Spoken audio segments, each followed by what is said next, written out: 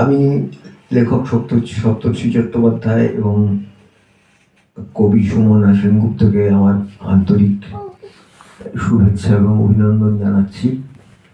এদের রচনার সঙ্গে আমি পরিচিত, তবে আমি এই বইটি পড়তে গিয়ে আমার দু একটা কথা মনে পড়েছে।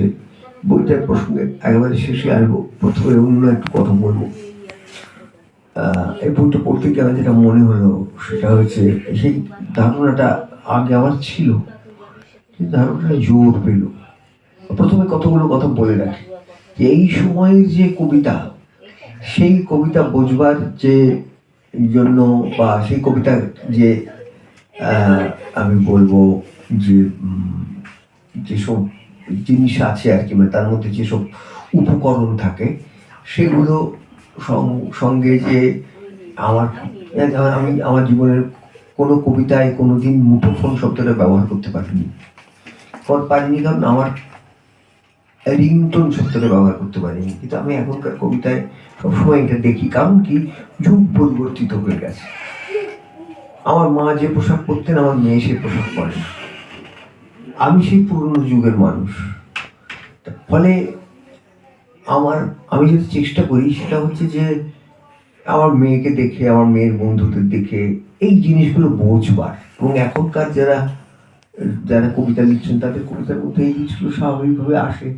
যে এখন যে সোশ্যাল মিডিয়া এসছে, এই যে জিনিসগুলো এসছে, একে খুব স্বাভাবিকভাবে আসবে। এটা যদি কারণ না আসে, তাকে বলতে হবে সে পিছিয়ে পড়েছে। আমি যেমন পিছিয়ে পড়েছি, এবং আমি গত বছরের শেষে আমার যাবতীয় রচনা প্রকাশ থেকে অবসর গ্রহণ করেছি, 50 বছর আমার রচনা প্রকাশ করার পর। আমার অন্য দুটো কথা বলার, আমরা যে ভাবি যে একসাথে তলায় দুজন মানুষ থাকে, তার মানে একসাথে তলায় তারা একসঙ্গে থাকে, এটা বলা ঠিক না। এটা আমি আমার জীবনে বারবার অনুভব করেছি। আমার নিজের ব্যক্তিগত জীবনে অনুভব করেছি, আমি অন্যের জীবনে অনুভব করেছি। কারণ তো অনেক মানুষের সঙ্গে তো আমাকে মিশতে হয়েছে। কবি লেখক নয়, সাধারণ মানুষের কথা বলছি। তাই সাধারণ মানুষের সঙ্গে মিশেছি বলেই তাদের ভেতর থেকে উপকরণ খুঁজে পেয়ে তাই দিয়ে লেখার চেষ্টা করেছি। এক ছাদের তলায় এক বাড়িতে বাস করে মানে দুজন মানুষ একসঙ্গে থাকে, তা কিন্তু না। তারা থাকে এবং থাকবেও হয়তো আমরণ, কিন্তু আসলে তারা আলাদা থাকে। আবার হয়তো অনেক দূরে আরেকজন থাকে। তার কি বক্তব্য সেটা শুনে নেব। জয়ত শ্রী রামকৃষ্ণ।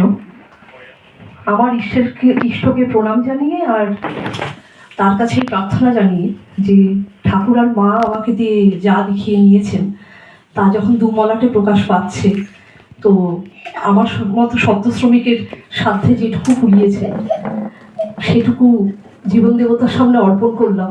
এবার মোহর প্রবাহের ভাবী পাঠক সমাজ ঠাকুরের আশীর্বাদে সেই অর্ঘ্য যদি সানন্দে গ্রহণ করে, আমি কৃতার্থ হব, এটুকুই বলার। এবার মোহর প্রবাহকে নিয়ে যদি কথা বলতে যাই, তাহলে বলবো যে সময়টা 2016-র মাঝামাঝি। মোহর আর প্রবাহ, এই দুজন কপোতকপতি অনবরত আমার মাঝখানে কথা বলে চলতো। কখনো তাদের বিরহ নিয়ে, কখনো তাদের সম্পর্কের মধ্যে যে অন্তরঙ্গ মুহূর্ত, আবার কখনো হয়তো একপাক্ষিক প্রেম, উল্টো দিকে হয়তো শুধুই বন্ধুত্ব। এই সব নিয়ে তাদের কথোপকথন আজও চলছে আমার ভেতরে। আমি শুধু আমার গুরু মহারাজ যখন শ্রীরামকৃষ্ণ মন্ত্রে দীক্ষা দেন, তারপরে মহারাজ একবার বলেছিলেন সাক্ষী ধ্যানের কথা। তো আমি যেন এই লেখাটার মধ্যে দিয়ে সাক্ষী ধ্যানকে বেঁচেছি। আমি শুধু সাক্ষী হয়ে, দ্রষ্টা হয়ে মোহর আর প্রবাহকে এবং এই দুজন নরনারীর কথোপকথনকে শুধু সাক্ষী হয়ে দেখেছি। আর পরবর্তীতে অবিকল সেই কথোপকথন আমি লিপিবদ্ধ করেছি, কখনো আমার ডায়েরির পাতায় আর কখনো মুঠোফোনে। আর এই যে প্রতিমা তৈরি করা এবং তার প্রাণ প্রতিষ্ঠা ঈশ্বর করেছেন, কিন্তু চক্ষুদানের তো ব্যাকরণটা শিল্পীকে একটু জানতে হয়। এবার আমার মতো শব্দ শ্রমিক যে বাস্তবে বিজ্ঞানের ছাত্রী, তার যেটুকু যা সাধ্যে কুলিয়েছে, যেটুকু আমার রসদ, তা আমার পাশে যে নক্ষত্রকে দেখছেন তিনি এবং যত নক্ষত্রদের পড়ে আমরা বড় হয়েছি তাদের সকলের অবদান। তো তাই গোটা মোহর প্রবাহ জুড়ে আপনারা বারংবার জয়ধ্বনি শুনতে পাবেন, তো সে ব্যাপারে আমি নিশ্চিত।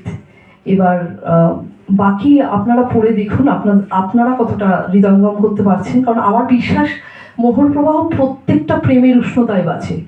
প্রত্যেকজন নরনারী কখনো না কখনো ওই অনুভবটাকে বেঁচেছে।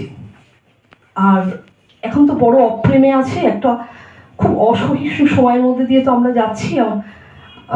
নিজেদেরও দেখি নানা সম্পর্কের টানাপোড়েন, সেখানে আমার মনে হয় বোধহয় এই ব্যস্ততার মধ্যে এই যে পতঙ্গ ছুট চলছে, তার মাঝখানে আমরা পাশের জনকে বলতে একটাবার ভুলে যাই যে ভালোবাসি। তো মোহর প্রবাহ বোধহয় সেই ভালোবাসাটার উদযাপন। তো এটা পাঠক পাঠিকারা পড়লে ভালোবাসার মানুষকে গিফট করুন, ভালোবাসার মানুষকে, নিজের মোহরকে আরেকবার নতুন করে খুঁজুন না। আমি অপেক্ষায় রইলাম পাঠক পাঠিকার চোখ দিয়ে নতুন নতুন করে অনেক অনেক মোহর প্রবাহ আবিষ্কার হোক। বিজ্ঞানে একটা কথা আছে, ডিসকভারি আর ইনভেনশন। ঠাকুরার মা হয়তো আমার মধ্যে দিয়ে, আমার মাধ্যমে মোহর প্রবাহকে ইনভেন্ট করলো। ডিসকভারির দায়িত্ব আমার গোটা পাঠক সমাজের। তো আমি আশায় রইলাম আপনাদের চোখ থেকে নতুন নতুন করে নতুন নতুন মোহর প্রবাহকে আমার সামনে বাঁচতে দেখতে, এবং আরও অনেক রসদ আমার কলম পাবে, এই আশা নিয়ে আমার বক্তব্য শেষ করছি।